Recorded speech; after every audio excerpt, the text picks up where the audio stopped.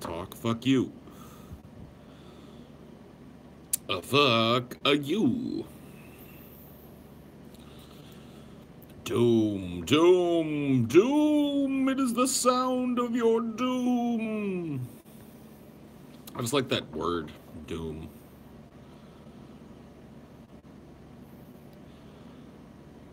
What it do, what it do, what it do, what it do, what it do, what it do, what it do, what it do, what it do, what it do, what it do, what it do, what it do. How's it going, y'all? Is your fucking phone charged for once? Yeah, it's charged, but it won't stay that way for long. You know, it'll be uncharged before you know it.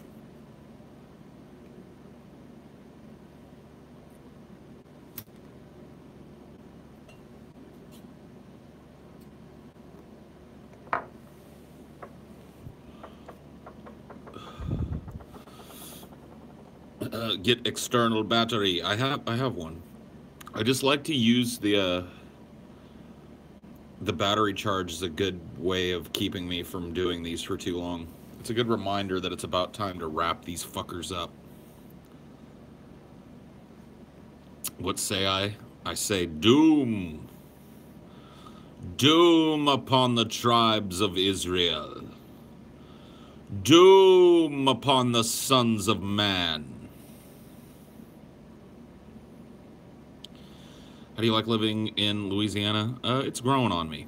Literally, like slime and mold are growing on me. So, no, I'm kidding. Today, I went and looked at a place that I'm really, really hoping is where we end up moving to. It is a secluded place. Closest neighbor is way the fuck away.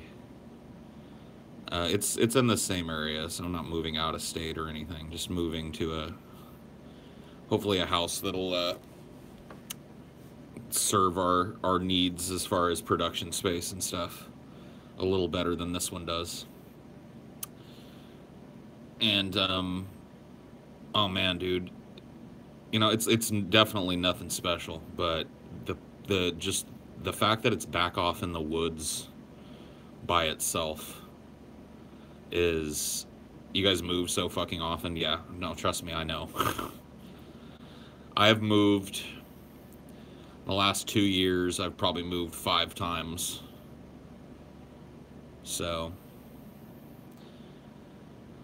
but I'm pretty stoked. This house looked really, really awesome. Out in the middle of fucking nowhere. Very peaceful. So, lay down some roots. Nah, man.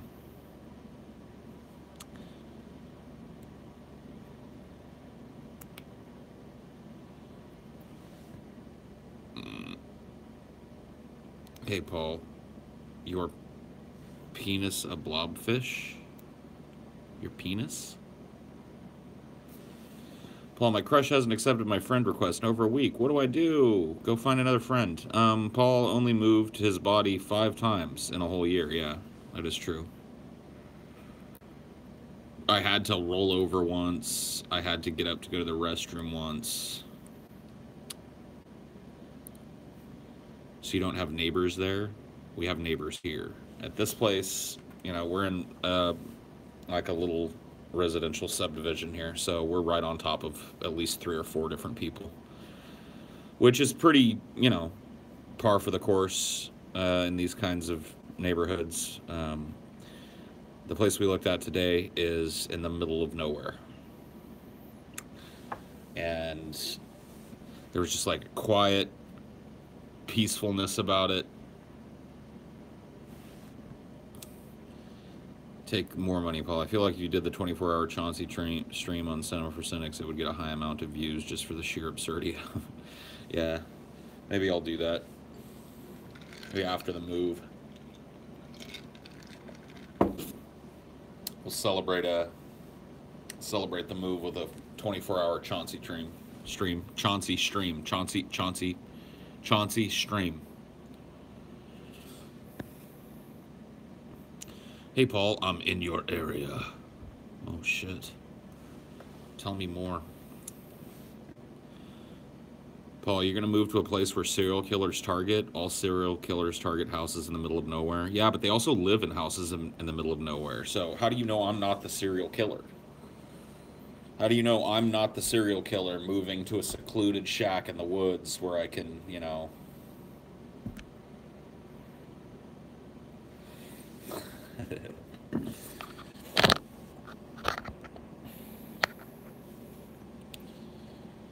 Free speech show! Free speech show! Oh. Whoa.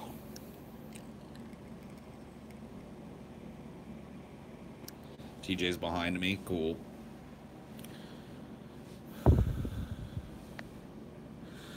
Are they really doing an Escape from New York too and bringing back Kurt Russell for Snake? I did not. I actually hadn't heard that. So that's a new one on me. Paul, serious question. Have you ever licked TJ's butthole? The serious answer, no. Thanks, Philly cheesesteak, for the question. Why was Chelsea asking you the other day if you needed a ride home? Because Ashley was at work with the car, and in the morning she dropped me off at DMV so that I could wait over there and get shit taken care of. And then I took an Uber home.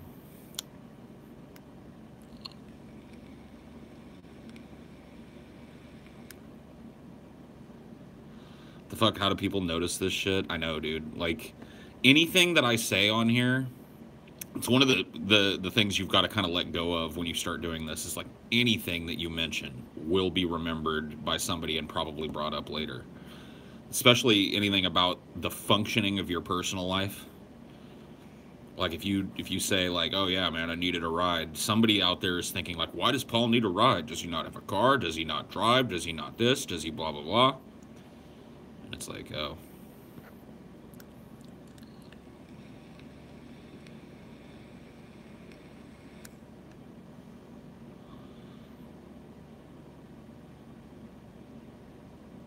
Will the pay for half of DFF be in a place where you can watch past shows before you joined Patreon? Be in a place. I'm not sure what you're asking. That question doesn't quite make sense to me. If you try and ask in a different way, maybe rephrase your question and give it a try. Like Vimeo. So you're asking like, if you join the Patreon, do you have access to the past shows?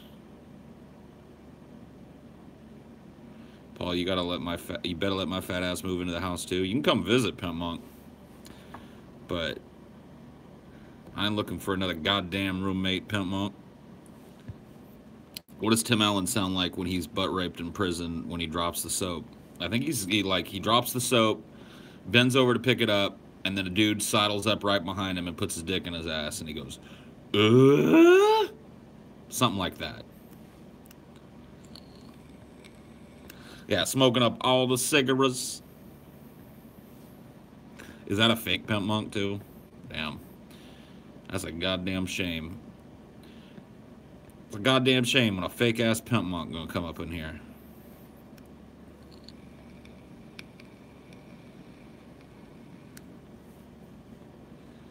Can you watch a past episode before your date of Patreon? What? So you're asking, can you watch the shows that are behind the Patreon paywall before you pay for the Patreon paywall? There's half the shows are going to be on the YouTube channel, right? So even if you don't pay, you get all those shows. Those will be on the YouTube channel, etc., etc. Can you watch the other shows before you pay the money to? That's kind of the point. That's kind of the point of, you know, you've got Friday shows through March. No, he's asking if he pays in June. Can he watch the Friday shows from March, May? I'm pretty sure that that's going to be the way it works. So anybody that joins can go back and look at the past private shows. I get what you're saying now. Okay. Yes. Will there be a library of the paid show? Yes. So once you join Patreon, you'll get access to a list of shows. You can go back and watch.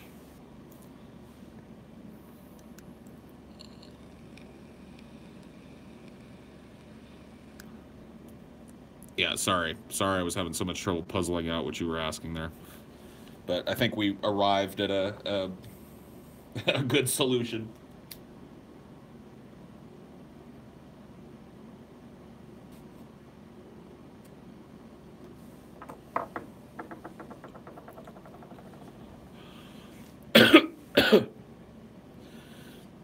Thanks, Lowell. Support you all the way. We'll pay the $5. It's small and worth it for a good show. Thank you, man.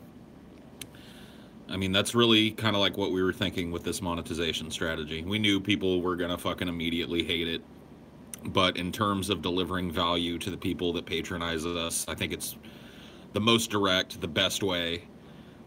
People that, you know, do not want to or cannot become patrons still get a free show every week.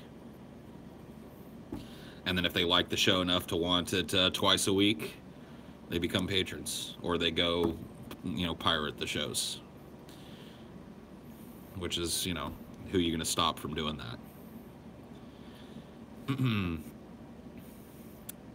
People immediately hated DFF itself, but they're finally coming around after a few weeks. The bullshit. I mean, yeah, it's a cyclical thing. I kind of knew it wasn't going to be super well received by hardcore fans of the Peasants and stuff, because we really, really were not trying to do the same show. None of us was interested in, you know, doing the exact same thing that we had been doing. And so, you know, we knew there were going to be a lot of people. Change is never something that goes over super well in these types of communities anyway. But I have a feeling that as people get used to the idea that the pacing is different, the topical structure is different, the tone is different, that those people that like it will stick with it, and those that don't will find some alternative to watch, and everything will be fine. I would hardly call DFF haters hardcore DP fans. Well, I don't know. I mean, I don't know. I don't have a profile on the people that hate the show.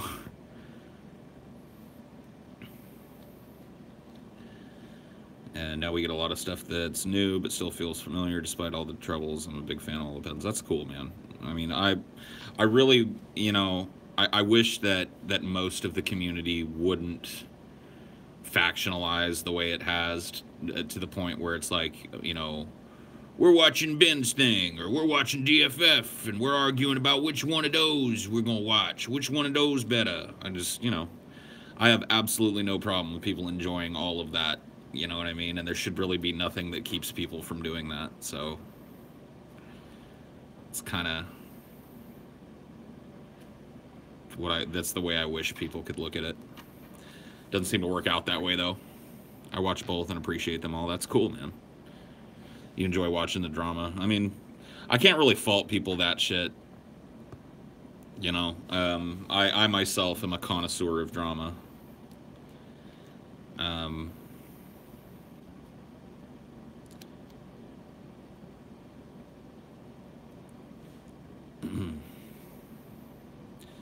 I think it works better when you do more than just one topic on DFF. 2 or 3 is better. Well, there will certainly be quite a few shows that have more than one topic. The idea of being able to discuss whatever we want at whatever length that we want and at whatever depth that we want is going to mean that there are going to be shows that are single topic shows. But there are also going to be shows of multiple topics. It's just going to be a, you know, something constantly different.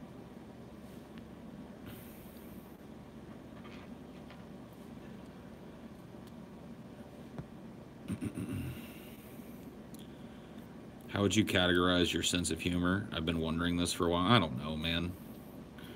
I don't know. I've got kind of a dark sense of humor, I guess.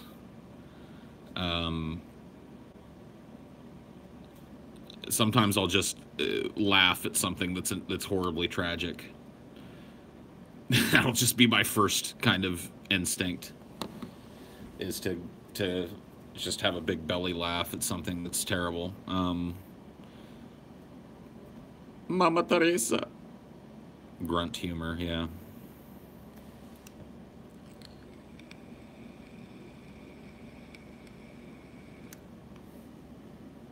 Another serious question. What percentage of the drama with Brett was highly exaggerated because both parties know the audience likes it? I don't know to what extent Brett put on a show because he knew that people were going to watch it.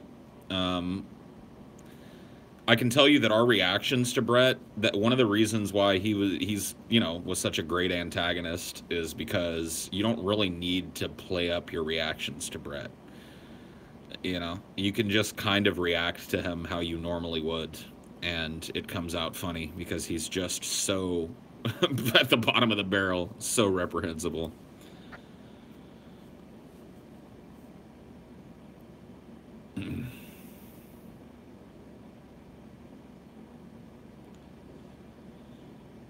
I actually think the fan-directed DFF Google Hangout was a great idea. The fan-directed DFF Google Hangout.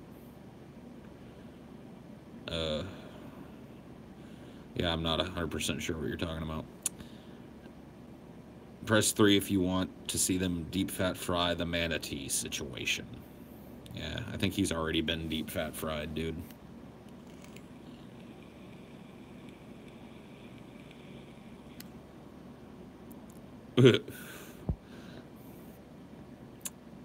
I know you have mentioned DP changed your life. How do you feel now about taking the journey with DFF? Do you have concerns, or are you mostly feeling positive?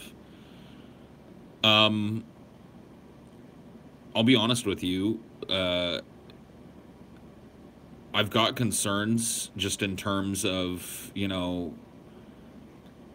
making the show the best that it can be.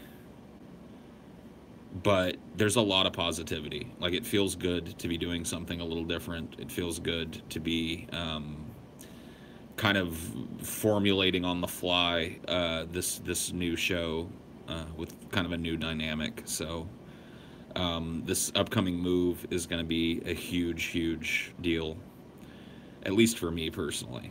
It's going to be an incredible step in the right direction in terms of putting me in an environment where there's calm and peace and quiet, and I'm able to kind of put my brain where it needs to be for performances. So it's going to be a real help.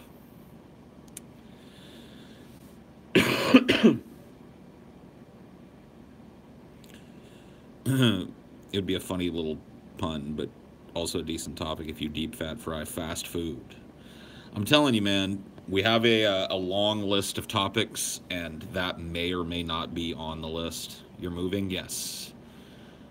Probably somewhere around March 1st. And I'm telling you guys, I kind of want to let it be a surprise for you Highdeology people, but some of the places that I have to chill out there, those of you that like the Great Deku Tree when I go sit outside here, are going to be absolutely blown away. There is, on the property that we looked at today, and once again, I don't know if we're 100% going to get that place. Really hope that we do.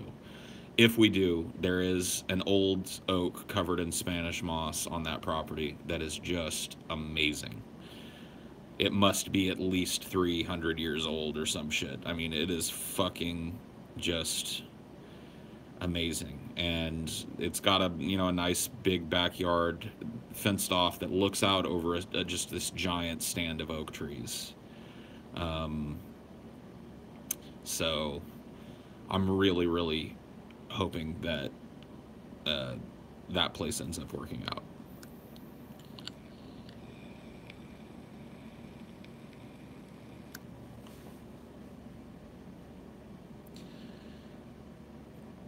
Deep fat fried drugs would be interesting. All the different drugs and your personal stories, funny moments, videos relating to different drugs. Yeah. Once again, may or may not be on the list of topics already, my friend.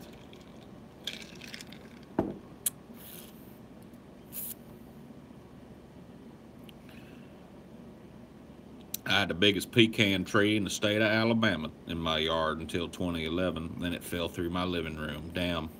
Well, it went out with a bang, I guess.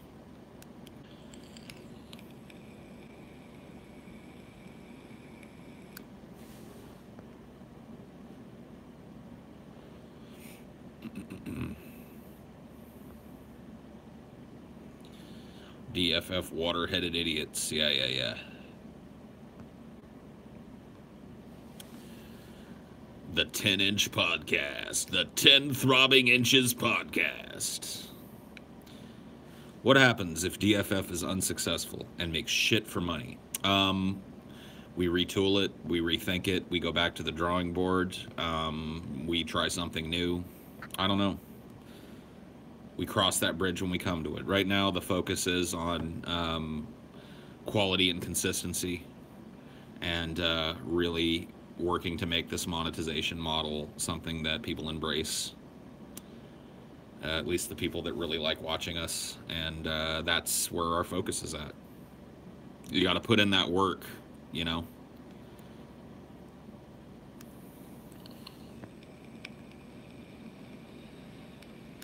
Will your set be hard to move? It's not going to be easy.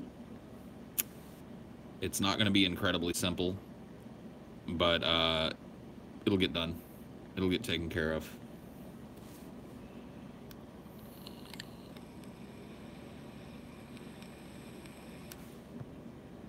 Did you ever do a set tour? I did. I've done it a couple of times. Maybe I'll do one tonight. Show you guys kind of what's going on behind me. It's a little messy in here right now. TJ just recently kind of retooled his shooting area. Will there be a non-Patreon way of purchasing the episodes? That I don't know. Probably not right away. I think Patreon will be the primary way that those things are distributed. There may be something later on down the road where people can get access to the back catalog for a fee. I don't know. That really hasn't been planned yet.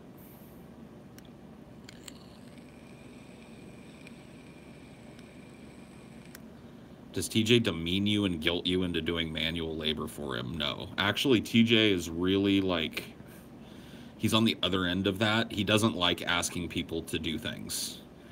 Like, he doesn't like imposing on people. He doesn't like going, hey, Paul, do you think you could help me with it? He does. Like, sometimes he'll be like, hey, Paul, can you help me with this? But it's never like a, get in here now. He's always like really like, hey man, sorry to bug you. You think you could come help me with X, Y, or Z? So, yeah, it's kind of on the other end of that spectrum. Yo, what it do, fam? What it do? You guys are already on SoundCloud, Spotify, etc., right? I believe so.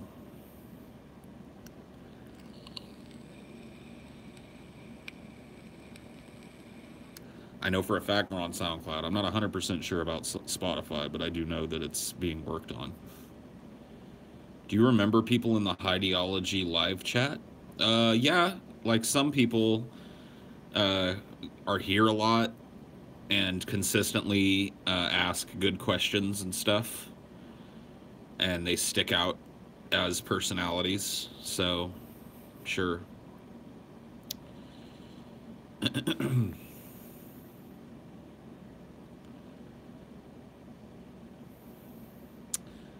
DFF the Israelites. Do you like MMOs? Not really. Not like modern ones. DFF submission? Submission? Like you want to submit a topic request?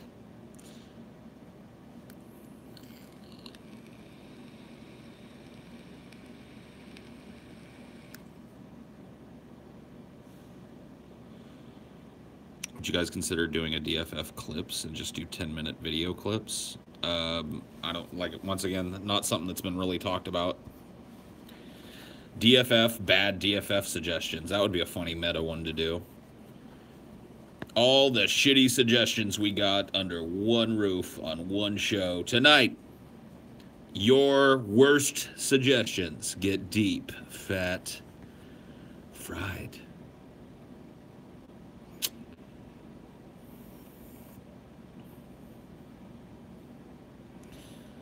Is DFF Hitler something that was actually considered? I think I remember someone saying that. I'll tell you that Hitler is not on the list. That doesn't mean that he won't be covered in some way, but a little bit of a played out topic, a little bit of a... The memes are too strong. The memes are too strong.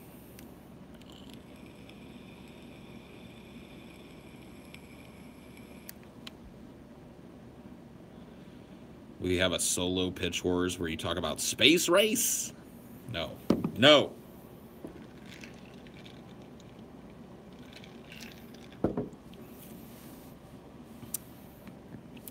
Yeah, no one's ever heard anything about Hitler. He's never been examined from any point of view. Definitely want to spend a lot of time on him. Paul, I just got Movie Pass after hearing you talk about it, and I'm so thankful you turned me on to this amazing tool. Yeah, dude, it's pretty awesome, right? If you're a person that likes going to the movies, it's damn near, like, it's damn near too good to be true. $10 a month, and you can go to one movie a day every day of that month for free. So, why you wouldn't, I don't know. If you're a movie-going guy like myself.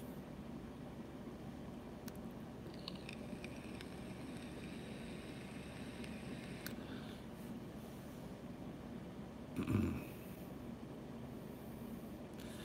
don't know how it exists. It's too good to be true. I remember reading something. The guy that made Movie Pass, the dude that runs it, has given interviews, and he talks about how, like, basically the business model of Movie Pass loses money assuming that people use the Movie Pass 5 or more times.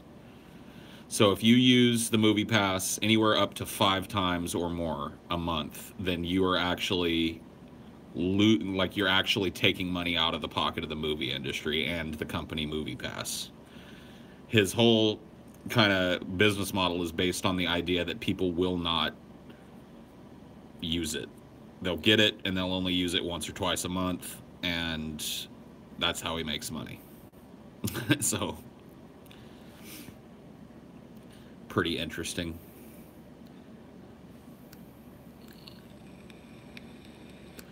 AMC or Cinemark, you can use it at any theater. I haven't seen a theater yet that doesn't accept my Movie Pass, at least not around here. So, yeah.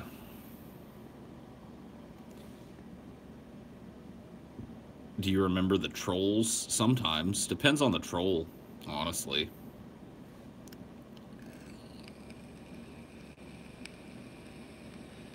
What's your favorite movie snack? I'm pretty fucking simple, honestly. The two things I like at the movies, and I usually get one of these. I don't usually get both, but I like just popcorn, so like a big bucket of popcorn. And I like Skittles, so I'll get like Skittles and a soda, or a popcorn and a soda. That's my movie shit, man. I don't really like movie hot dogs. I don't really like movie nachos. I don't really like, yeah, I don't like all that extra shit. I just want something I can absent-mindedly eat, and popcorn is the best. Yeah, popcorn and a Coke. Let's get a big, large Coke and a bucket of popcorn to share with whoever you're there with. When you were newish to YouTube, you have a way of convincing yourself to make vids. Broke 2K subs, but I still feel nervous and put it off forever. When I first started, I didn't really care how often I did videos. I wasn't really cognizant of needing to do them. It was just something that I did as like a little side project, and you know, a little dumping ground for my thoughts. So, you know, now, I mean, if you're wanting to build your channel, you've really just got to get a schedule made. Take a calendar, put it up on your wall where you shoot and edit, and decide, here's the 2 days a week I'm going to produce video content, and go ahead and do that. I just got finished watching the movie Caligula, masterfully made film. Yeah, it's a great movie, man. Depending on which version you watched, I've actually seen the full 254-minute director's cut version or whatever the fuck, and it's a little harder to watch, but definitely an awesome flick. Is it too late to change DFF's name to Witnesses to Shame? Yep. Yep. Too late. Too late, buddy.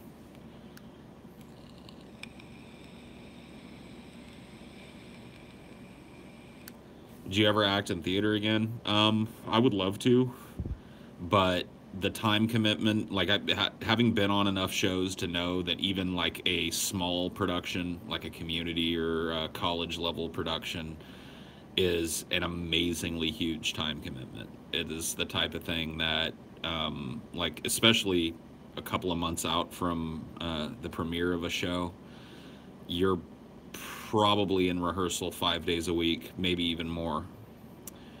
And I just don't know that I have the time.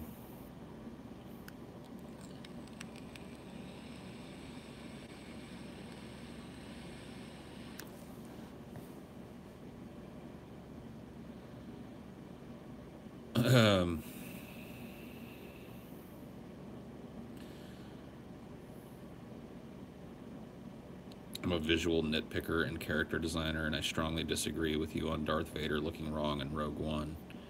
I'm willing to debate one-on-one with you. Damn, dog. I mean, I don't know how you really debate something that's based on a subjective fucking opinion of how something looked. Like, you're not going to convince me that he didn't look a little off in Rogue One. I didn't like his mask. I didn't like his gait, like the way he looked walking around was wrong. He just didn't, I don't know, he didn't feel very Vaderish. Yeah, he just wants to bait me, dude. He doesn't care about the D, he just wants the bait. Is Dr. Demento still around? Dr. Demento. Yeah, I don't know. Talking about the radio guy. Do you know the name of the first song played during the Andy Dick meltdown? No, I don't. I do not.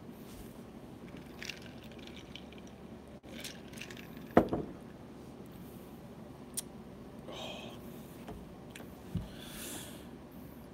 Insomnia is a bitch. It can be, yeah. I still dream that one day there will be a segment. Dude, I'm telling you, I'm pulling for it. Always pulling for it. Take the hood off. No, you take the hood off, faggot. Come over and take it off me. See what you got, bitch.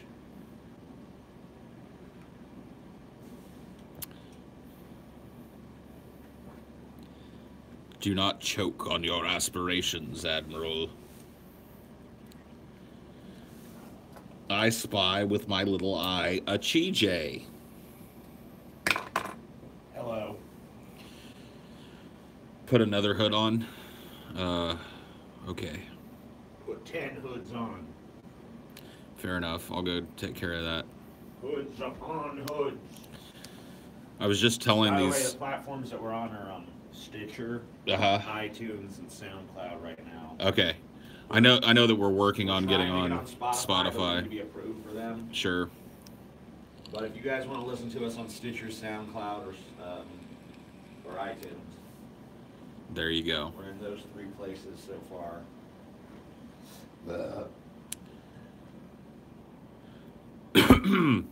Hey, Paul, this might sound weird, but I suggest that you order your favorite root beer the next time you have popcorn. And when you put the popcorn in your mouth, add the root. I've had, root beer with popcorn, different kinds of sodas and shit.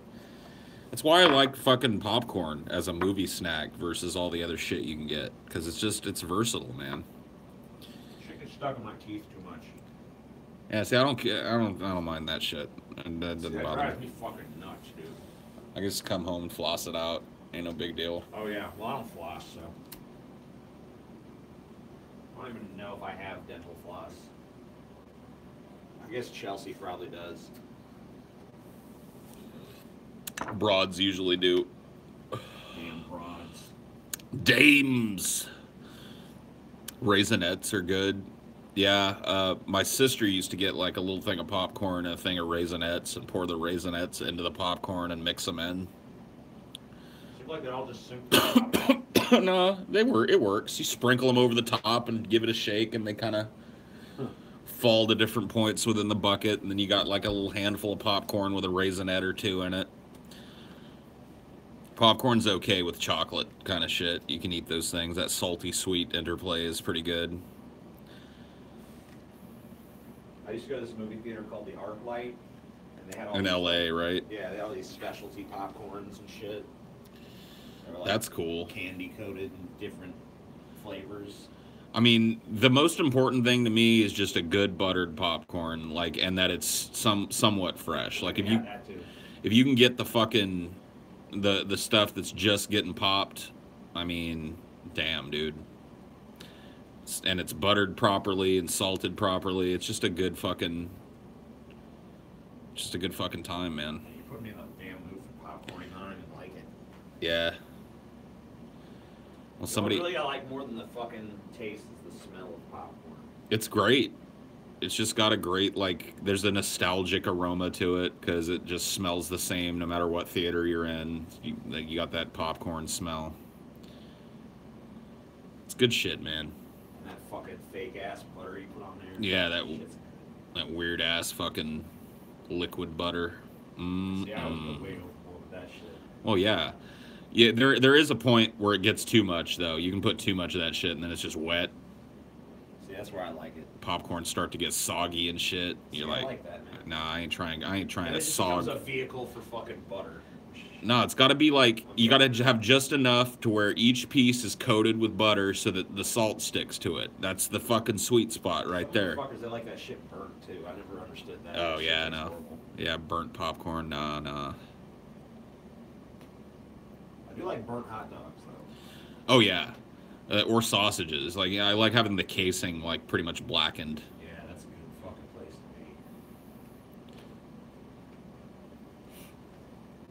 I mean, I'll even eat. I ate a fucking hot dog when we were on that trip.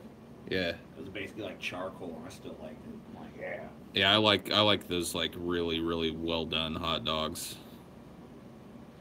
I'm good with that shit. I can roll with that. I can roll with it. Fucking whatever. It doesn't have to be that way. There's nothing worse than, like, just a boiled hot dog on a bun. Yeah, I used to get those every once in a while when I was a kid. I'll do that sometimes, but Just, like, throw a hot dog in the fucking... Yeah, there's just... I can't hang with that shit, dude. Or a steamed hot dog? Nah, dude. You gotta grill a hot dog. I don't think hot dogs are really too bad from the microwave either. They just, like, they like, pop open. Yeah, I kind of like that because it gives you like a little weird pocket to put mustard and shit in. Yeah. Can you yell fox pussy really loud? No. Fox pussy really loud. Fox pussy! I microwave my hot dogs always. I mean, I can get with it, That's not the but ideal way to do no. it, but it's not bad. You gotta grill it, man. You gotta grill a hot You dog. gotta grill it. It's best that way, but You gotta, dude. Fuck that shit. You gotta grill it, TJ. you gotta. Yep. It's the hardest thing. What if you pan fucking cook it? Got any movie theater stories, Paul Zigo? I don't know, dude. I probably, like, anybody that's gone to the movies a bunch of times has been there when some fucking lame-ass motherfucker was ruining the show for half of it. I'll tell you a movie story.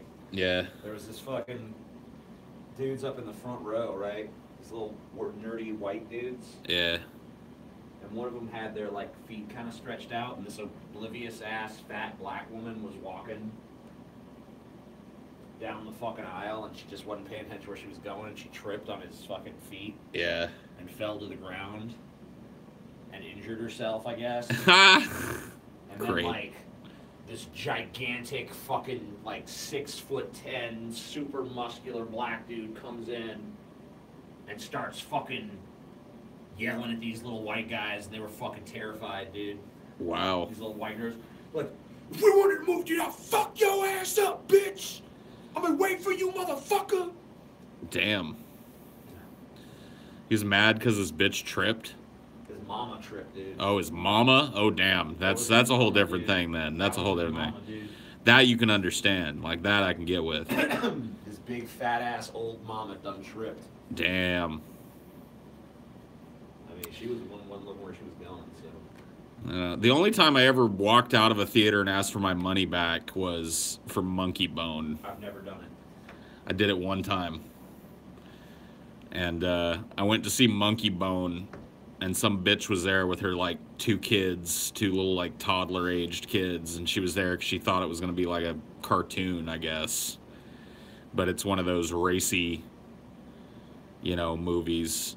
And every time somebody would cuss or a sexual innuendo would happen, the woman would go, "You have got to be kidding me." That loud. "Oh, my God, you have got to be kidding me." And she'd gather up her kids and cover their eyes and shit. She wasn't leaving.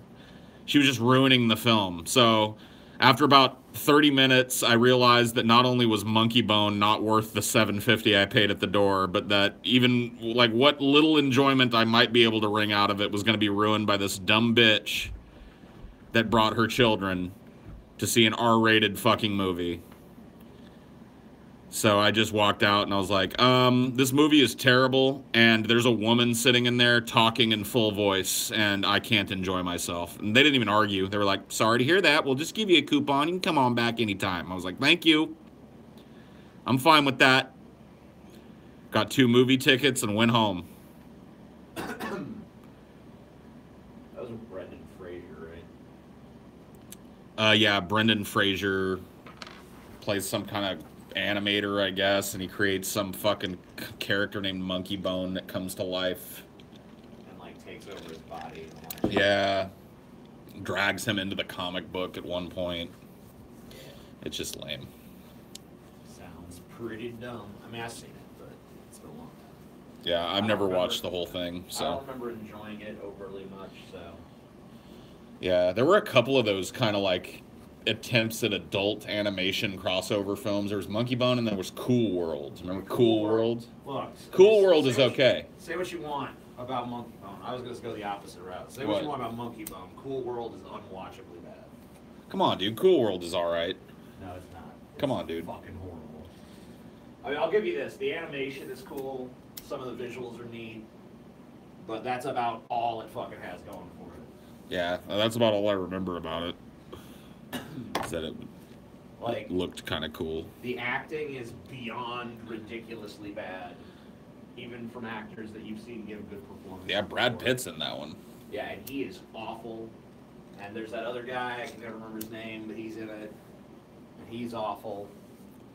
They're all just awful.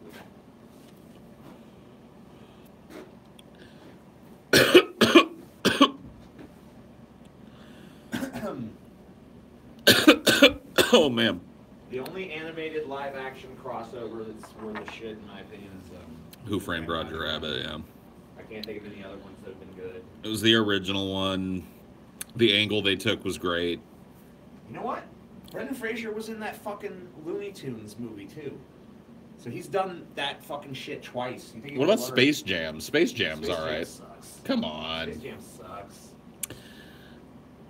I haven't seen it since I was a kid, so I wouldn't know, but... I have. It's really bad. Come on and slam, and welcome to the jam. Now, I did like it as a kid, which I guess it's a kid's movie, so whatever. Yeah, me too. I liked it when I was younger. Watching it as an adult, you would not believe how fucking totally just devoid of charisma Michael Jordan is. Huh. It's just impossible. Devoid of charisma, huh? Yeah, and it's kind of insulting, too, because they have him living in this, like... He lives in a nice house, but he's living in, like, a house that, like, a rich banker... Not like a super banker, but, like, the manager of a local bank or something would be living in or some shit. Huh. He's living in a house that looks like someone who's making, like, $250,000 a year. But he's Michael Jordan. I mean, I guess when you factor in, like, the geography or whatever, maybe $500,000 a year. But, like, I went and looked at his real house afterwards, and it's, like, this giant palatial estate that's not even remotely near. He's got, like, neighbors and shit. Like, Michael Jordan going like, howdy, neighbor, how you doing? Yeah, right. Like, he's out watering his lawn on a baby. Sunday morning. Yeah. Let your scalp breathe, Peaches. No, fuck you. Let your scalp breathe, nigga. It's chilly out here. I don't want my scalp breathing right now. We will not surrender. You will mention TJ's pacing. Why? What you up to? I thought you were probably asleep. Okay. Geniuses pace. TJ paces, i.e., TJ is a genius. Truth. Yep. Duh. There you go. Hello. No shit, Sherlock. Figure it out, assholes. Get with the program. We're all a bunch of fucking geniuses over here, dude. Bunch of goddamn creative geniuses misunderstood in our time.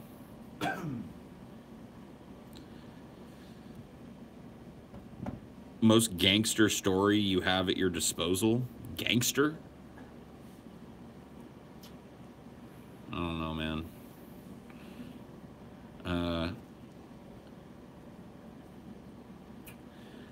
I was in the car with my friend Josh, and his brother ducked the cops while I was in the car. That was interesting. Yep, you can have some if you want. Help yourself, my friend. I was hungry. Light that shit up, baby girl. Paul, you ever seen Aliens Again? What? Aliens Again. Oh, the aliens. No, I never had an alien encounter outside of the one when I was like 11. It was weird because I know you've told that story to me, but I have no remembrance of it whatsoever. Yeah. Maybe they erased your mind. That's what I was thinking. They were like, this one knows too much. Bleep, bloop, bleep, bloop. It was like you and some friends were at like a campground or something. We were just camping out in my friend's backyard. It was just me and one other friend. And I was living in his backyard at this point. My parents had gotten divorced, some bankruptcy, so I was living in a camper shell in his backyard. And we would stay up late and watch the sky and shit. It was out in the country, so you could see the stars really, really well. And we saw these like blue lights in the sky one night that were zinging around in the sky and shit. And so we just said the next night we were going to sleep out. So we camped out on the top of this hill. And at the bottom of the hill was like a pond. And that's when we had our little encounter. It's a weird story to tell because even I don't really believe it happened, but the way I remember it is the way I remember it. I can't help that. So you saw the blue lights, and then what happened? So we saw the blue lights the night before, and we decided that the next night we were going to camp out and look for them again. So we had like a blanket at the top of the hill with, you know, some food and shit, pillows and sleeping bags and all that bullshit. And we hung out there and didn't see any shit, ended up passing out. And then both of us kind of woke up right at the same time. And looked around, and it was really disorienting, at least I remember it being, because we were at the bottom of that hill. All the shit was where we had it when we were at the top, but we were now at the bottom, just a few feet away from the pond. We were like, what the fuck is going on? We were just really, like, disoriented by that, and then that's when we heard something at the edge of the pond in the bushes. Something was moving in the dark over there, and we took a flashlight, and we didn't turn it on immediately because we didn't want to spook it. We snuck. You know, we could hear something just kind of rustling around in the undergrowth, and we could kind of see the shape of something moving back and forth. But it was really dark. It's out in the middle of the country. And finally we got close enough to it, and I flicked on our light and shone it over in the area where we heard the sound, and all we heard was this screech. Like, I can't redo it. It sounded like a noise in a very scared animal. It might have been a pig or something. But what it did was something that I don't think a pig would do. It screeched and ran across the pond and left a wake. Like, it moved so quickly across the pond that it left a wake. My mom thinks it was like a big bird or something, like a swan, some big migratory bird that was trying to sleep the night off there. And still doesn't explain how you got down on the fucking bottom Yeah, I mean nothing about it. And then like some weird shit happened that night too. Like we didn't see anything after that, but we kept hearing noises up near the house, so back in the other direction up the hill. And the next day, my friend John, it was his house, we were camping in the backyard of, got in trouble because the keyboard to his computer, or his family computer that was in the living room, had a bunch of keys pulled off of it. And he got blamed for that, even though he and I were outside all night. He would have no reason to break the key because it was an old, like, one-piece keyboard, and a bunch of shit was broken off of it. So somebody broke a bunch of shit inside the house that night. He ended up getting in trouble for something that I know for an absolute fact he didn't do, because I was in his presence the entire night. Unless, I guess, while I was asleep, he wandered in there and broke his fucking keyboard because he wanted to get his ass beat the next day. Jesus. Yeah, that's crazy shit. That's how I remember it. I don't know that I believe that that's actually how things happened, but I swear to God, that's my memory of it. Well, seeing some weird lights the night before might have kind of prepped your mind for... Of course, yeah, we were going out there to see aliens. So it's like I don't know. Just one of those things. There is, at least there was, audio tape of our voices that we recorded that night. He had this thing called Rob the Robot. Not Rob the Robot. Robbie. Yeah. It was about that tall off the ground. Like, you probably saw one back in the 80s. And it was like a little robot that you could remote control. Its head would turn, its eyes lit up. You could move it around. You could move the little arms independently with your remote. Yeah. And it had a tape deck in the chest of it with a record function. So we recorded on the little Robbie the Robot thing some of our voices. I know it existed at some point. I don't know where it would be now. Probably thrown away. Ask Ashley what her top... I wish I could find some of the shit me and John did together, though. Because I was doing this shit called Nightline with him back when we were like 10 years old. We just ripped off the name Nightline from another show and did this fake news show about just absurd topics and shit.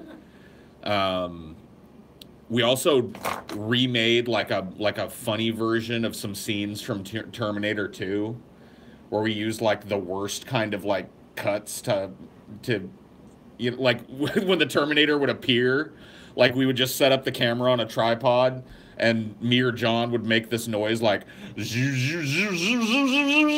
then we would cut it, and I'd go stand there like, and we just cut directly to me being there.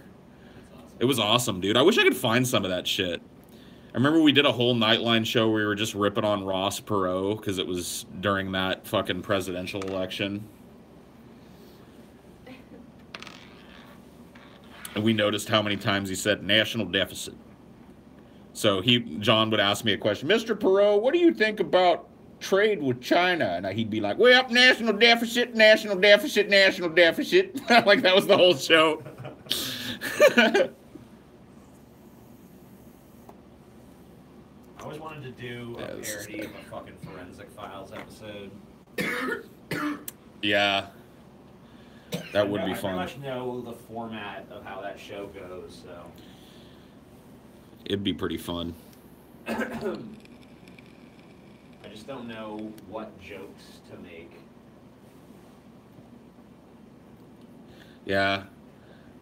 I'm trying to remember, because I swear to God, dude, I was thinking about like a funny video that you could make that was in that kind of style the other night.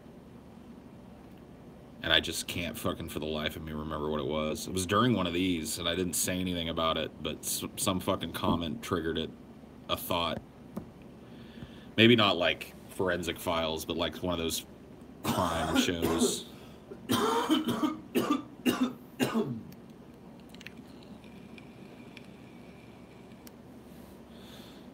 I mean, you could do the obvious and have like a cake or something. We could go get a birthday cake, and then, you know, the day before Chelsea's birthday, and then that morning she wakes up and she finds the cake is just fucking decimated, eaten and crumbled into pieces. So like just do a Forensic Files about some about trivial matter, you know. yeah, about the cake, but like actually like have hair fiber analysis done on the cake and like, you know what I mean? Yeah, I like it. Something like that might be funny. Interviews with each person in the house. I don't know what she's talking about, man. She's crazy with that cake shit. Like, I'm gonna get up in the middle of the night and eat a whole cake. Now, look, I might eat half a cake or something, but I ain't no whole cake, all right? I ain't that fat. Yep.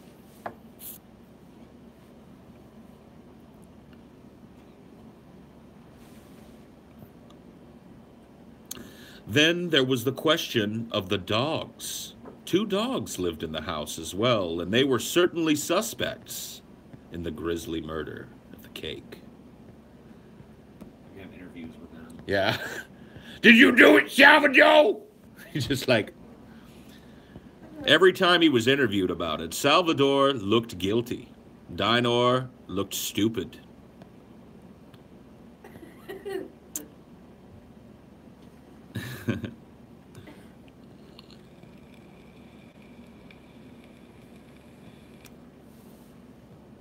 Be good. Maybe I'll start writing something out. I don't know. Yeah, it'd be fun.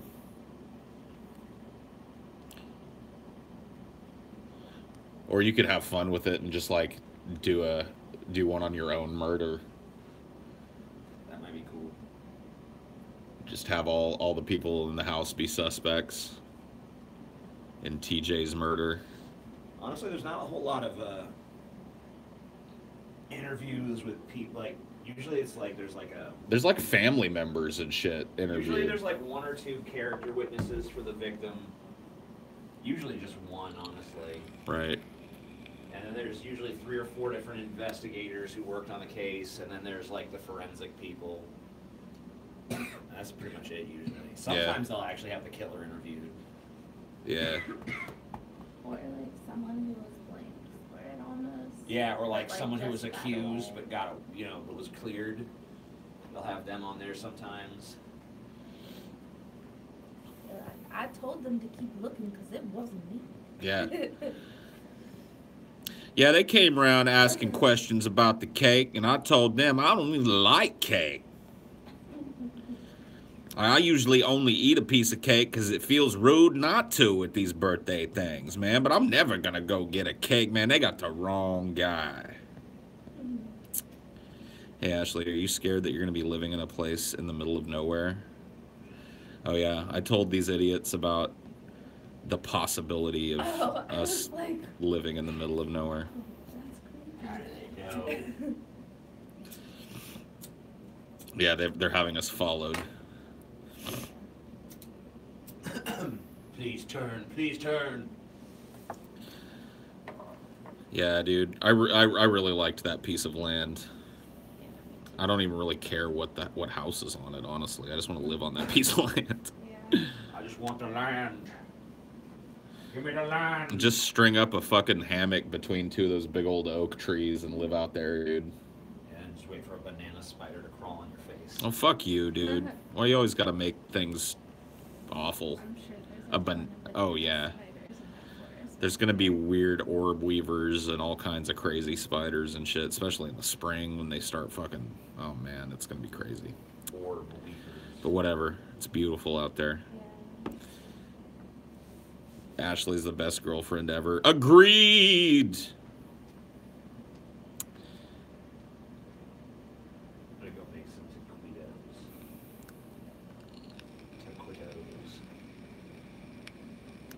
Taquitos. Do you want some? I'm good, actually. Thank you. Ask TJ if he remembers me and my sunflowers. He's gone, dude. He's gone.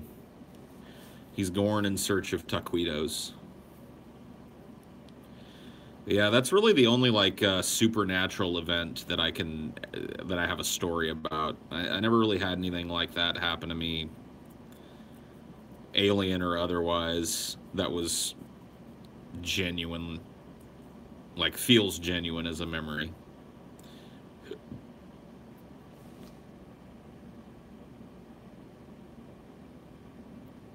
Ever take the Briggs-Myers personality test? Yeah, we did it on the show one time. I found out that I'm a totally different designation than I thought I was. Brett Keane is gonna stalk you guys since you're not gonna talk about him anymore, dude. The manatee, like, he doesn't even leave the house, man. Best board game you played when you were younger? That's a good question. I used to like board games a lot. We used to play a lot of board games as kids. I don't think it really counts, but chess was one of my favorite things to play. My dad taught me how to play chess when I was really young. I don't play anymore. It's been so long since I played that I would be so incredibly rusty. But when I was younger, I used to have some decent games with my dad. And we had a really nice chessboard that he bought, all carved out of marble. So the chessboard was big and thick and had these big velvet drawers that you pulled out to store all the marble pieces in. And we'd go out to the garage and set up that old chessboard and just play games. I had a lot of fun playing chess. It's something that I've always thought about maybe getting back into, because I remember liking the way it felt to play chess and to strategize and to learn to think, you know, I wasn't like really great, but to learn to think 2 moves ahead, 3 moves ahead, you know what I mean? And to see that gain in your ability, and to see the worth of planning that out 3 moves ahead and executing a plan and all of that. It feels really nice.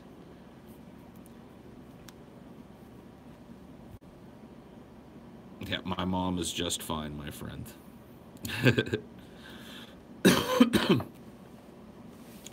But as far as like games, I guess I played with other kids and stuff.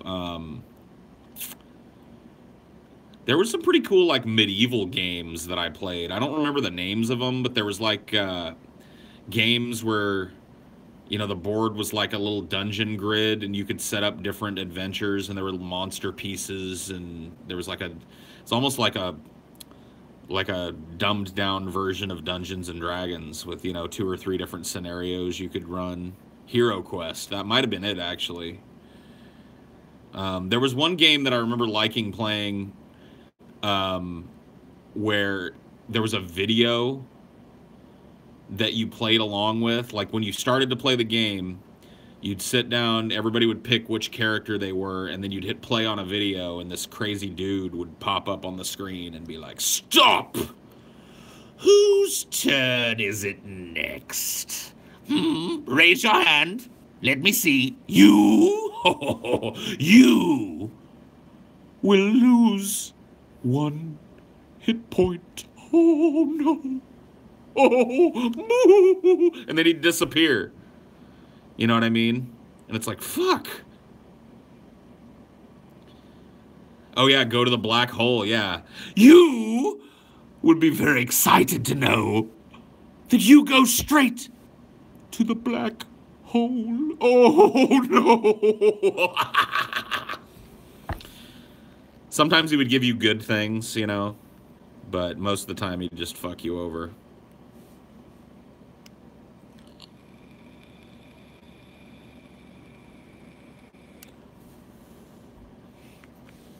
Those were fun games.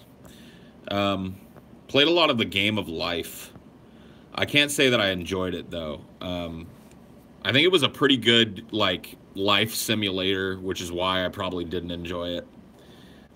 People cheated at it all the goddamn time. It wasn't all that fun, but it got played a lot. Battleship. I used to like playing Battleship a whole lot. Battleship was one of my favorite games for a long time. I played Operation back in the day. Monopoly, I'm telling you what, dude, Monopoly is an overrated game. Because I'm telling you, actually to sit down and play a full game of Monopoly, especially you got 2 or 3 people playing, fuck me, dude. That's like an 8-hour goddamn commitment. Nobody wants to sit down and play fucking Monopoly for 8 hours. You just don't want it.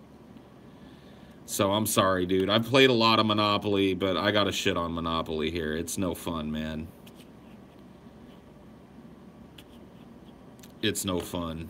What about Risk? I gotta be honest with you, I didn't play Risk as a kid. Never got into it.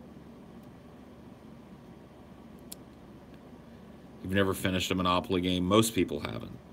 Most people get bored way before. Clue was fun. Yeah, Clue. I played a lot of Clue. Sorry. Yeah. Games like that, I don't know. I didn't like Sorry. Chutes and Ladders. Candyland. Yeah. Mousetrap. Yeah, Mousetrap was cool. It took a long-ass motherfucking time to set up Mousetrap, but... You're right, it was cool.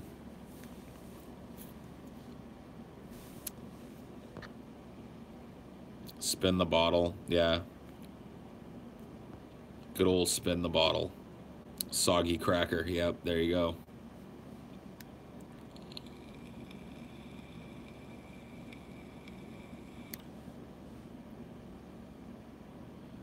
Trump the fucking game. Trump the fucking game. Never actually played Mousetrap. I just set it up and watched the thing go. Yeah, that's true. I mean, that was the fun part of Mousetrap, is tripping the trap. I think I played a few games of Mousetrap, though, through, because you got to see it go during the game at some point, no matter what. Hungry Hungry Hippos, that's another one I remember really liking. The green hippo was OP. I always camped the green hippo, because he was the hungriest, in my opinion. Yeah, Operation. I said I'd play that. Yeah, Operation was kind of fun. I got pretty good at it. You get the steady hand, you know what I mean? You learn not to fear the failure. Go in there and get that wishbone. That's a bunch of points right there.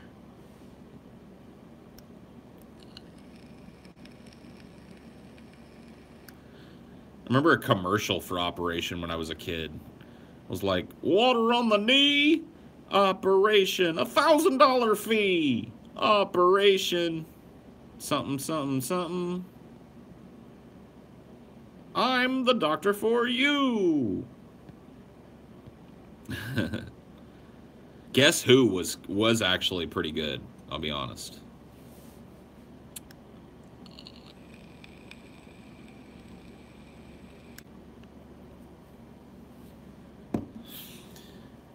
Jenga, not a board game, but fun. Yeah, I played some Jenga. 52 pickup, yeah, dude. 52 card pickup is one of the most fun games, dude. Anybody wants to play, just bring a deck of cards, dude.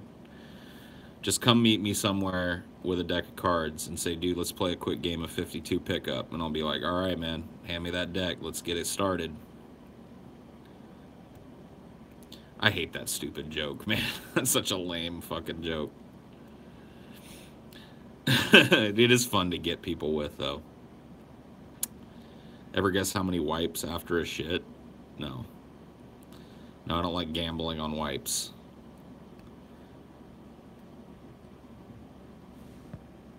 How long do you think you can survive in the wild, Paul? You can bring TJ or Danny DeVito with you. I'd probably just bring TJ just because he's younger. Like, Danny DeVito, I think, would be a liability out in the wild. TJ probably would be, too. I know I would be. How long do I think I could survive? Like, depending on what kind of environment am I in? Am I in the woods? Am I in the desert? Like, what kind of survival scenario are we talking about here? We gotta clarify this shit.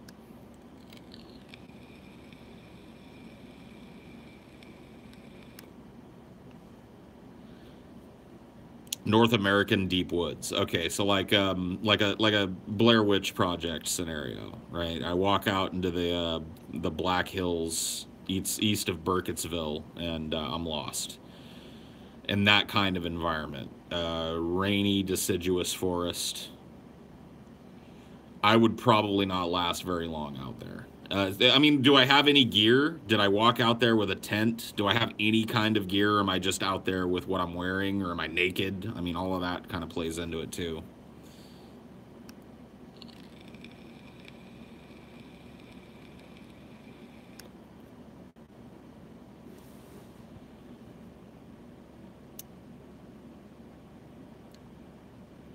Just make sure you have a camera right in your face. Yeah, Make sure there's snot bubbling out of my nose and shit. I'll do that.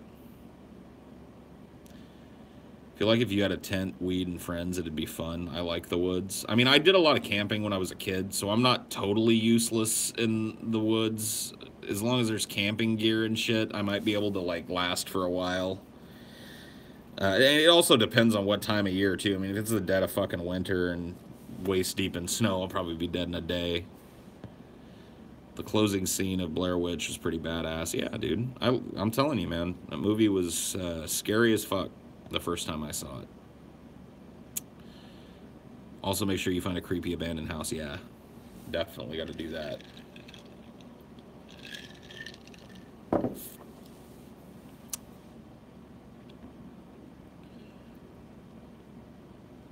Will there ever be a Highdeology meetup? I don't know, man. I mean, I'll certainly let you guys know if there's ever a meetup for any of the other properties that I'm working on, and, you know, you can come to that. Be the same thing, right? Did you see the new one? The new Blair Witch? I started watching it. I got about 20 minutes in and hit the eject button. It was awful, dreadful, bad.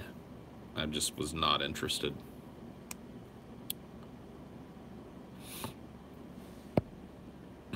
Is there any animal you think you could successfully hunt without a gun? Hunting an animal. Yikes. What kind of implements do I have? So I don't have a gun. Do I have a spear, a hatchet? What do I got? Just my bare fucking hands? Make a snare. I learned how to make like a basic trapping snare when I was a kid in that Indian Guides thing. The knowledge is buried deep in my brain somewhere. You know, maybe I'd be able to fucking access that. I don't know.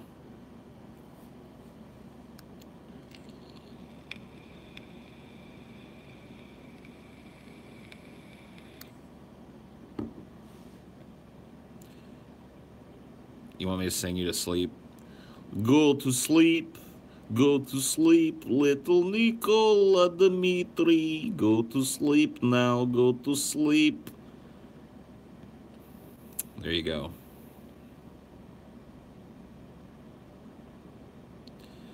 You have Danny DeVito's corpse and a machete.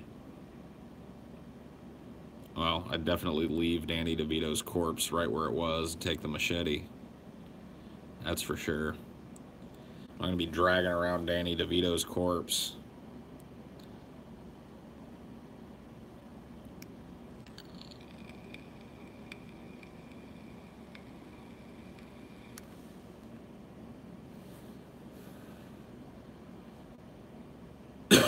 Danny's corpse could feed me for months. Yeah, I'd rather take my chance eating the berries, you know, picking the berries and catching the squirrels and shit. Paul, I'm having a bad day. My fucking dad's gay. I hate fags, and I'm mad that I don't have AIDS. Whoa. Holy shit. Favorite David Lynch work? I mean, probably Mulholland Drive. It's hard to pick, but that's my favorite one to go back to.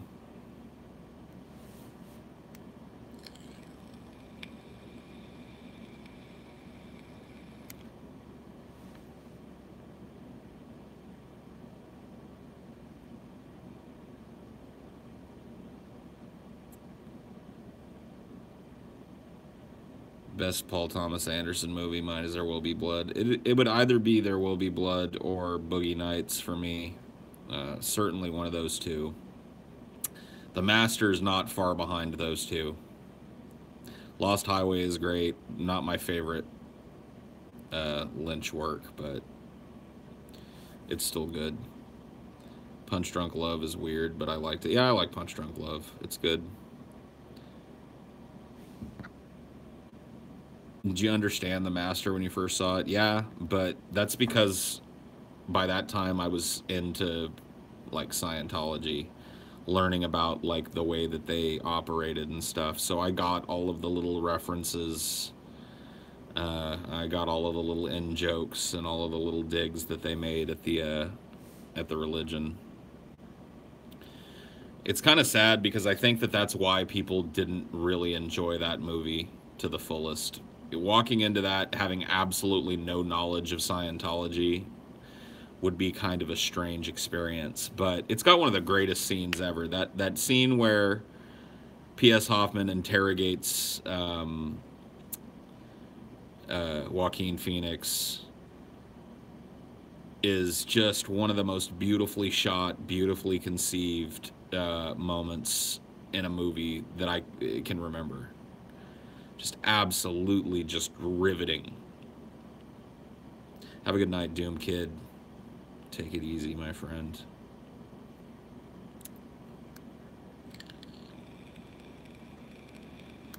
I had a layman's understanding of Scientology when I saw it. It was pretty good. Yeah, you don't have to be like... I knew probably way more than your average casual observer. I got really into Scientology for a long time. Not practicing it, but following it and learning about it and learning about the different facets of it and the different personalities within the structure. It was really a cool time to live, to kind of see a lot of these people that were these big boogeymen in the organization, high-ranking officials, start to defect and become critics of the church. Guys like Marty Rathman and, what's his fucking name? Marty Rathman was a big one. He was the Secretary General of Scientology or something, like the right-hand fucking man to David Miscavige. Yeah. Pretty cool. L. Ron Hubbard. He's a really interesting guy, man. Like a total huckster, but totally fucking fascinating. I can see why he had people following him. I think Hubbard was what drew me to kind of want to know more about Scientology. He's one of those rare megalomaniacs, you know, and super charismatic and absolutely insane. You know?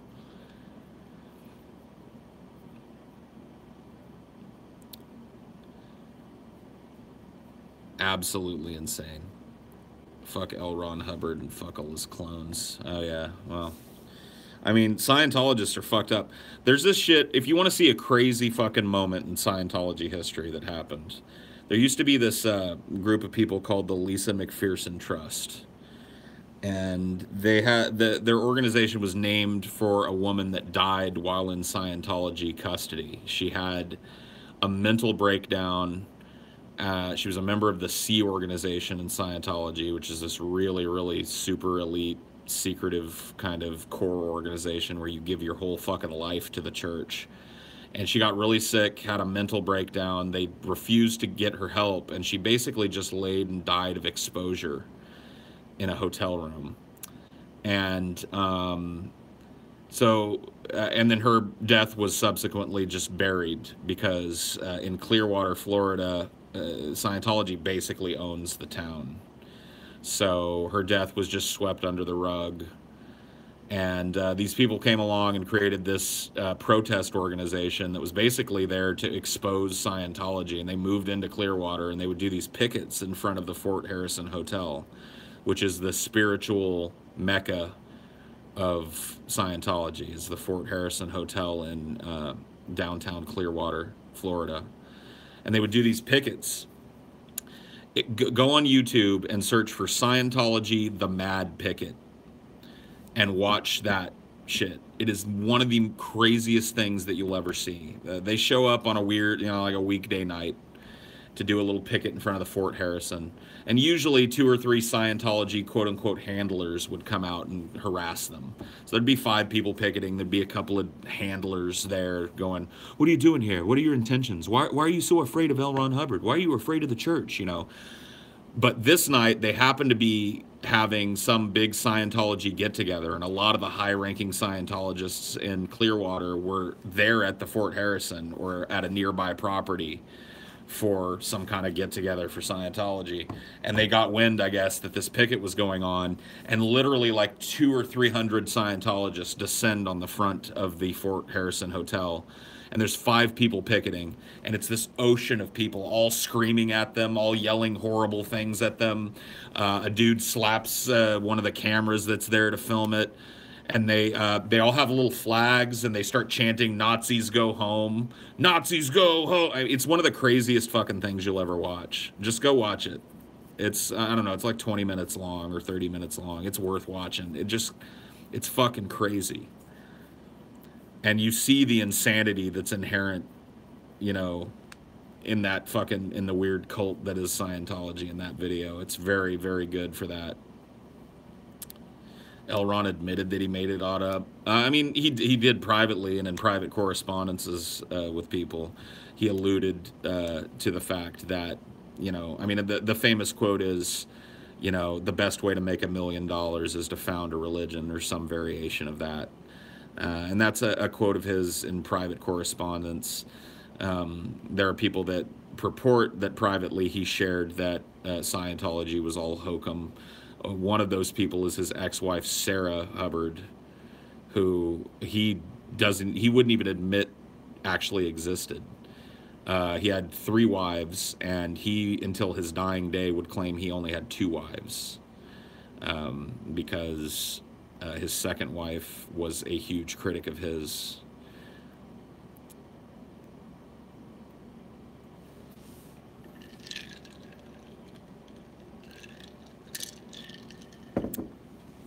And actually today, Scientologists, if you ask a Scientologist, a practicing Scientologist, you know, I'm really interested in L. Ron Hubbard. How many times was he married? They will look you right in the eye and he was married twice. His first wife passed away from whatever it was, I can't remember now, and then his second wife. They will literally not. A lot of them won't even know. That's the thing with Scientologists, is a lot of them aren't even lying to you.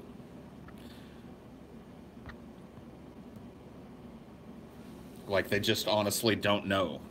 And it's publicly available information. They are just encouraged to not look. You're not supposed to go on the internet and search for Scientology. You're not supposed to spend a second of your time engaging with suppressive material. So people that are really in Scientology, that's their whole world. Their entire worldview is filtered through the lens of Scientology, because they're told they can't. You know, I mean, they can read the news if it has nothing to do with Scientology, but when it comes to their own religion, they don't hear any kind of critique or criticism. Sounds like the feminist mentality. I mean, there's a lot of parallels. Scientology would not survive if it were not built to be a total echo chamber. You are supposed to, when you are in Scientology, you are in 110%. Anybody that has anything bad to say about the religion, the teaching is that anybody that criticizes Scientology is only doing so because they are attempting to cover up their own crimes. And that's directly from source. That's directly from L. Ron Hubbard.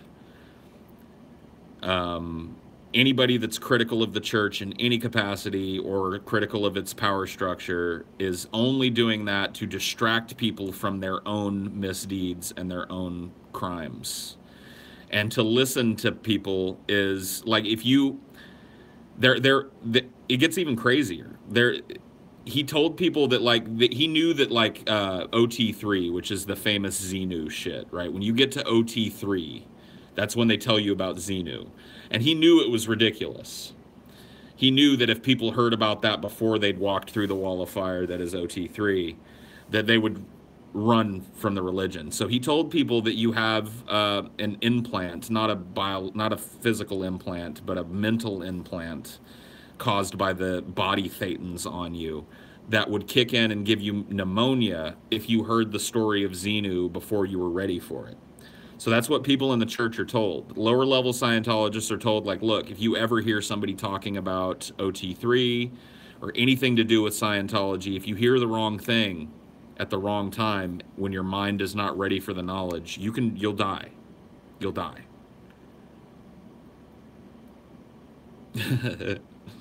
Yeah.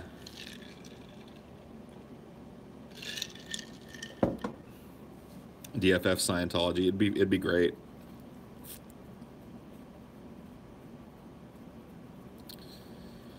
Fuck Xenu.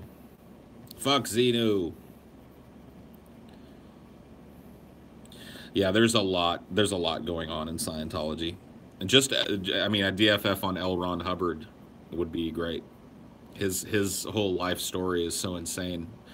Whether you follow what actually happened to him or the insane story that he wove that Scientologists still believe.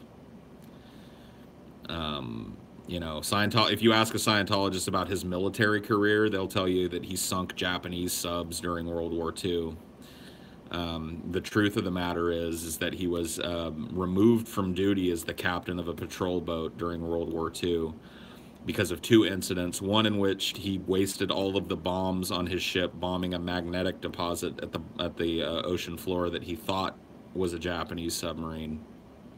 Expended all of the boat's anti-submarine ordnance on a magnetic deposit on the ocean floor, and then accidentally shelled an island off the coast of Mexico during a routine patrol while testing the weaponry on the boat. Landed a couple of shells on an island that had people on it in Mexico. And so he was removed from his command.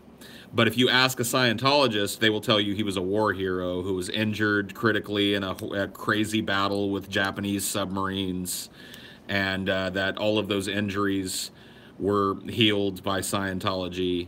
His eyes were messed up, his hearing was messed up, and all of that was healed by Scientology. The real story is that he was medically discharged from mild conjunctivitis, and that's it. So this weird story, he tells stories about how he traveled and spent all this time in these weird foreign lands and jungles with different primitive tribes of people, and he never did any of it. All of it's bullshit. It's just a big yarn. The internal soap opera and bullcrap of Scientology is hilarious at times. It really is. I mean, it's hilarious, but there's this overarching sadness draped over it because the people involved in it are just absolutely made non-functional by it. The longer you're in Scientology, the worse you get. And people just get absolutely neurotic because they're afraid that and they have every reason to be afraid. They're afraid that everything that they're doing and saying is being watched. They're afraid that all of these natural critical thoughts that come up in their head are signs that they're not good Scientologists. They're afraid that those intentions and bad thoughts about some of the things in Scientology are going to come up during one of their mandatory auditing sessions, and that they're going to be put on the RPF, which is the Rehabilitation Project Force, which is basically a slave labor camp for people that fuck up within Scientology. If you fuck up within Scientology, the only way to redeem yourself is to go on the RPF and provide free labor for the church, building properties and maintaining properties. So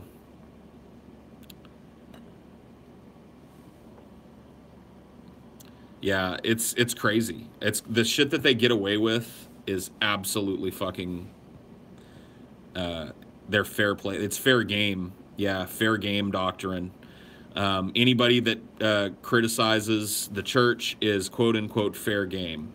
And what that means is, according to Hubbard, is that you can do anything to defame, destroy, or otherwise absolutely ruin any person that has anything bad to say about Scientology. Once you're declared a suppressive person by Scientology, you are fair game.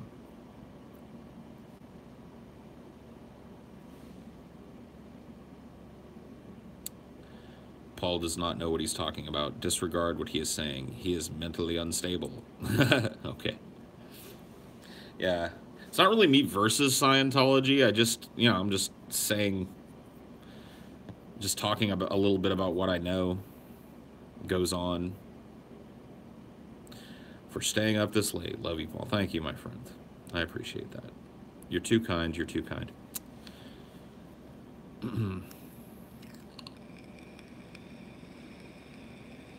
Yeah, you don't get rich. Yep, that's the quote.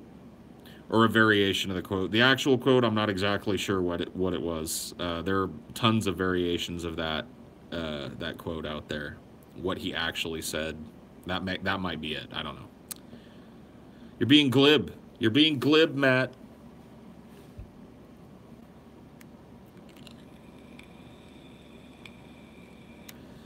Jesus, Paul, if you put this much effort into learning about how the economy works and how to fix it, yeah, right.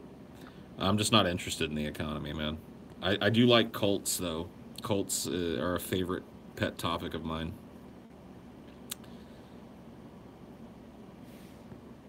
Do you even know anything about the history of psychology? Do you know what these people do? I mean, you're being glib. You're being totally glib. Why are so many celebrities Scientologists? Because Scientology actively recruits celebrities. L. Ron Hubbard figured out pretty early on after the establishment of the church proper that having a well-known, well-loved face of the church was going to draw more and more people into the scam. It was going to get, you know, if Tom Cruise is a Scientologist, your average Joe is going to be way more likely to walk into a Scientology thing and give up half of his life's earnings for OT status. You know what I mean? It was just a recruitment tool. And he created the Scientology Celebrity Center in Los Angeles, which is a big, giant complex where celebrities can go to have their personal Scientology services delivered to them. It's kind of a hub for them, a place that they can stay if they need a place to stay when they're in town, right there.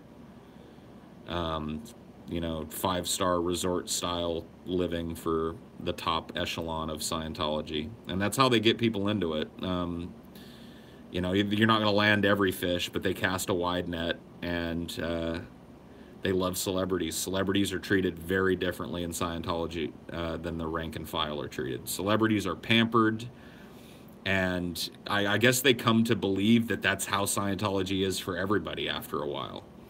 A guy like Tom Cruise, he's treated like a god in Scientology. If he's in the room, every Scientologist's eye is on him. Every ear is turned to him. If he ever needs anything, the church takes care of it. It utterly facilitates everything in his life.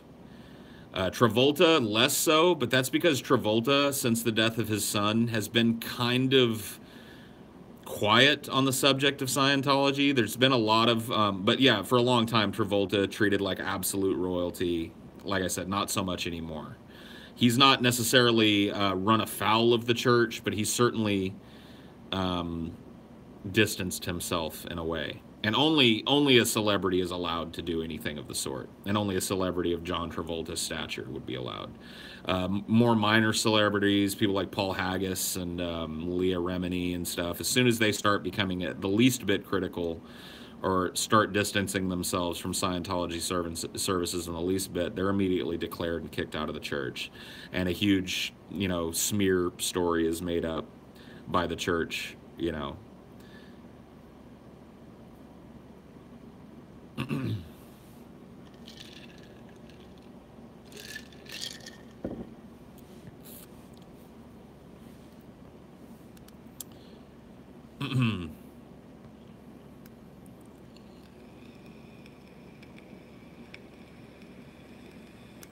Slappy Miscavige, yeah. Yeah, David Miscavige, the spiritual head. His actual title is Chairman of the Board, RTC.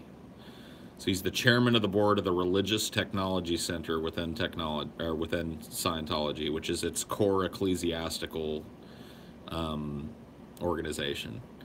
David Miscavige is the top, and he is. The stories about him are fucking insane. Just him alone would make for an entire DFF topic, I think. He is totally crazy.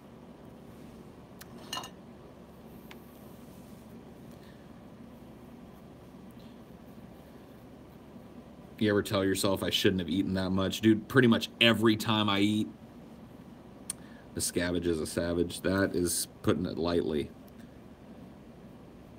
Did Scientologists take brainwashing techniques from Charlie Manson? No. I mean, they actually bastardized Freudian theory. The whole idea of auditing plays on that idea that talk therapy is based around. Freudian psychoanalysis, right? So it kind of borrows heavily from that, in that it feels like a confessional almost. It borrows pretty heavily from Catholicism in that as well. Your auditing sessions as a Scientologist become confessionals. This is one of the insidious things about Scientology. Is part of being a Scientologist is sitting in the room with another person and talking about very, very personal things in excruciating detail. And while that person takes notes, and you are given what's called a PC folder, and all of that secret, all of those secrets that you share are filed away. And if you ever become a critic of the church, anything that you told those people will be used to smear you. That is part of how Scientology functions. It's part of how it quells dissent from the outside in and from the inside out. It's a therapy session with no doctor-patient privilege. It's a therapy session where notes are taken and pertinent details about your life, private details about your life, are written about over and over again as you talk about them. And then all of that information is put into a folder. That's, I mean, a lot of people have speculated that one of the reasons that Tom Cruise is still in Scientology is because of what's in his PC folder. He's afraid of what's going to come out, that he's gay or bisexual or whatever he's afraid of having people know about him is in those folders. Same thing with Travolta. One of the reasons people think that Travolta hasn't officially separated himself from the church is because he's afraid of what's going to come out in those folders. How did you find this shit? It's going to sound a little lame, but for a long time, Anonymous, the elite hacker group, the 4chan hackers, one of the first things that they went after in a very public way was Scientology. And they compiled a whole absolute ton of information on Scientology. There were videos made. A lot of it just came from, there's a guy named Mark Bunker who is not an ex-Scientologist, but he's one of the most prominent critics of Scientology. And he's been doing it for years and years and years. He's the guy that filmed the mad picket that I was talking about earlier. He's actually had Scientology picket his home and pass out flyers to his neighbors in his neighborhood saying, "Beware Mark Bunker, he is a bigot, an anti-religious bigot, blah, blah, blah, blah, blah."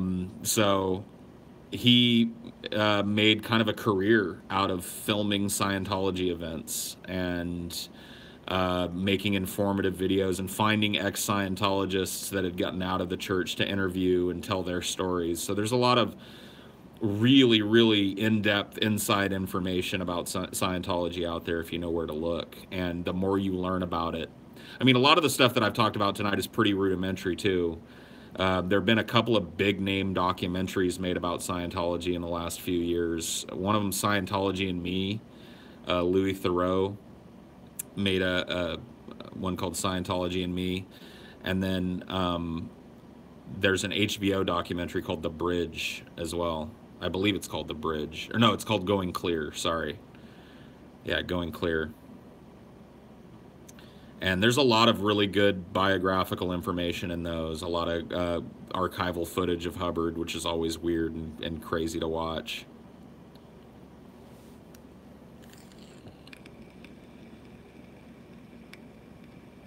Did you ever see the Squirrel Buster shit they pulled on the former? Yeah, Marty Rathbun, the guy I talked about earlier, left the church. And see, what their problem with him is when he left the church, he didn't necessarily leave the doctrine behind. And that's something that's also required. If you're not going to practice Scientology in the ecclesiastical church setting, then you are not allowed to practice Scientology. And he decided that, hey, I'm going to take the things I like about this and I'm going to practice Scientology on my own without the fucking church's bullshit.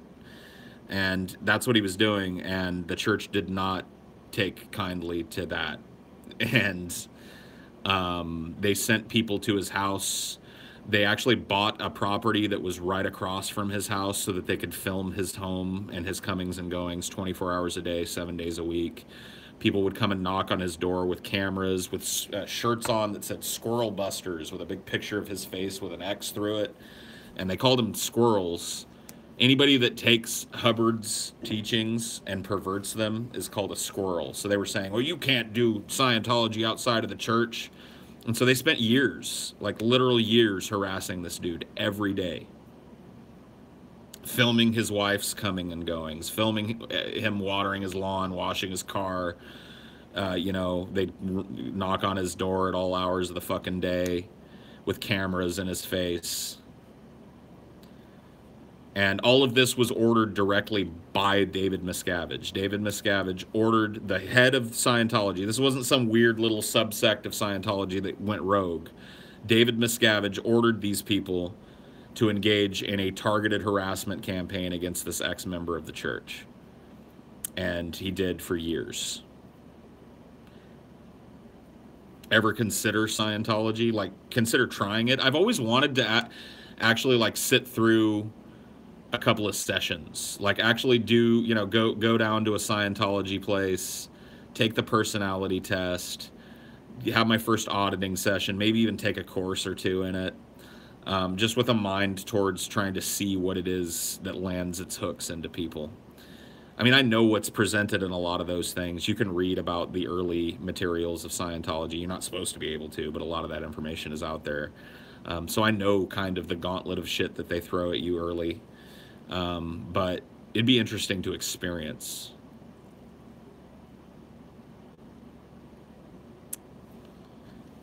At least for me. I don't know.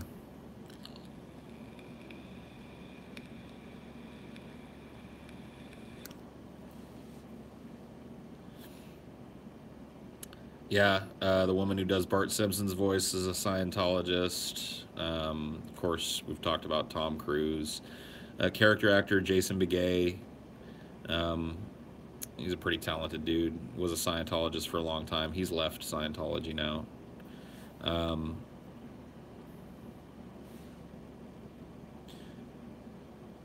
Paul, don't take offense to this. Jesus bless you, man. Oh, isn't that sweet? Good old Jeebus gave me his blessings.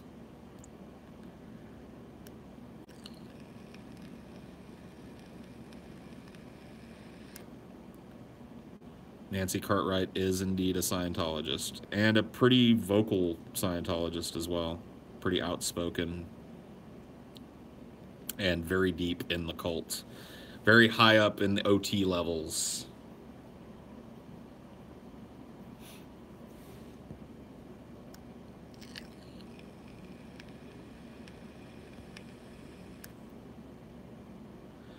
Ever wanted to go to one of those churches where they handle snakes? I actually acted in a show where I played a preacher at a rural Appalachian snake handling church. It's a show called Handler, and there were none within striking distance of me, but I watched a lot of archival footage of snake handling preachers, and it is a crazy, crazy little kind of cultish offshoot of Christianity.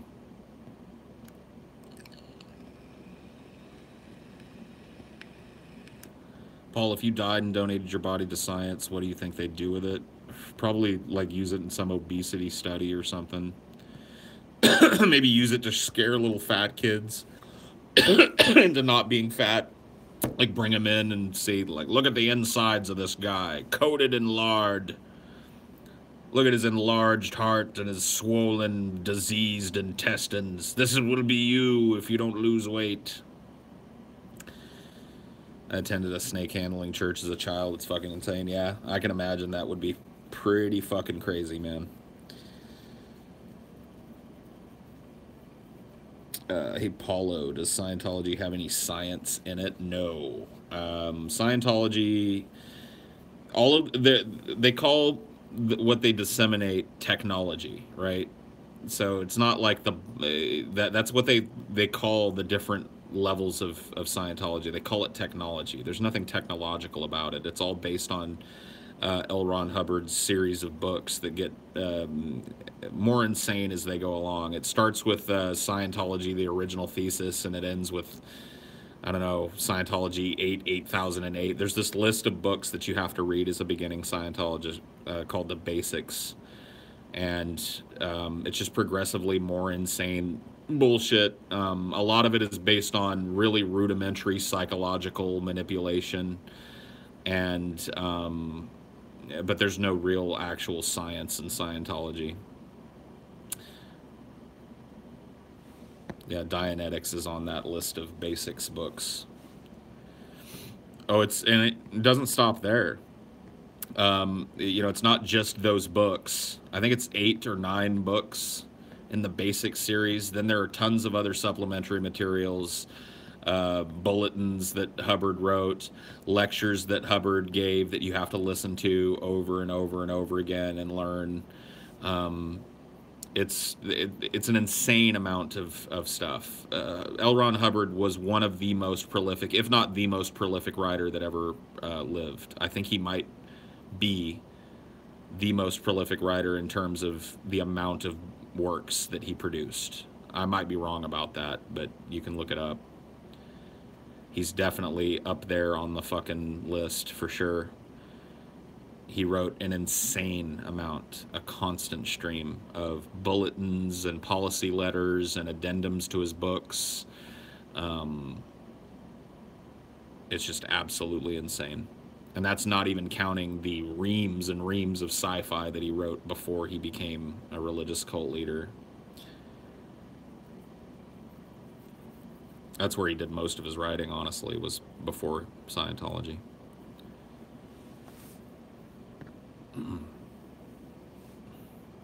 Hubbard still holds the yeah, there you go. So the most prolific writer in the history of mankind, L. Ron Hubbard. Most books.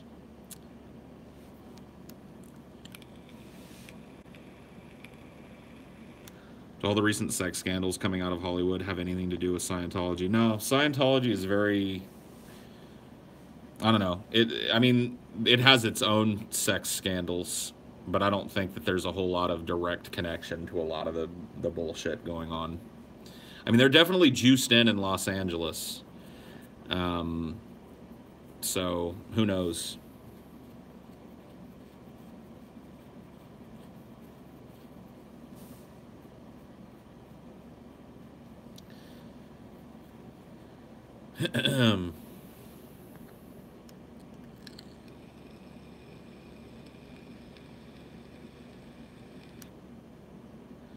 I saw the book Going Clear being sold at the Dollar Tree. Yeah, it might be interesting to pick up. I think it's Alex Gibney.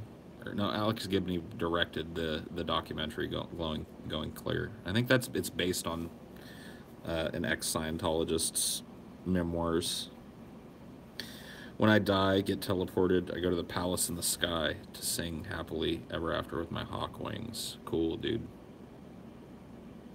Good for you. All right, well, phone's about to die. Thank you guys for chilling with me this late. I appreciate it. Have a good evening.